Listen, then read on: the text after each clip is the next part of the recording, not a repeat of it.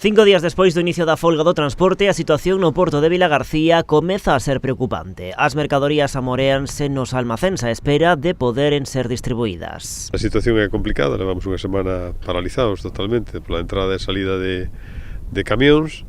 Non nos afecta demasiado con respecto tamén a outros portos, pero bueno, sí que están entrando barcos para descargar, a mercancía ten que quedar depositada nos almacéns. Preocupa en especial a acumulación de cereais destinados ao sector primario.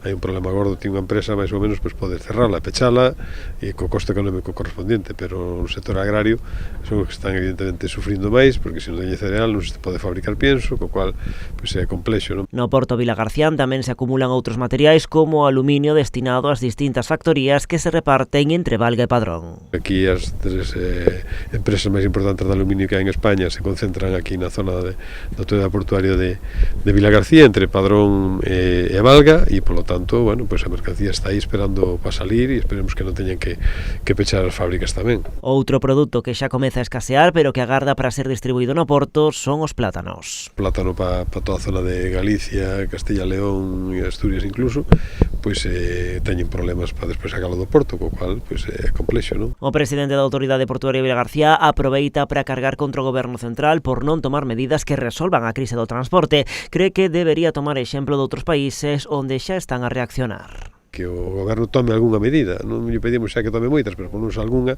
para intentar paliar e que copie dos seus socios europeos, porque non vamos a esperar a reunión con Bruselas, non? Pero que cada día estamos vendo que cada país está tomando decisións e está bonificando o gasóleo, está tomando algún tipo de decisión ou a electricidade, en definitiva. Polo de agora, nesta quinta xornada de folga, un piquete en Vilagarcía rachou o depósito dun camión conxelador na contorna da Autoridade Portuaria. O seu combustible quedou espareixido pola calzada. A folga tamén ten consecuencias na cultura. A Orquestra Sinfónica de Galicia cancelou a actuación que tiña mañá na cidade ante a imposibilidade de garantir que os instrumentos poidan ser trasladados dende a Coruña.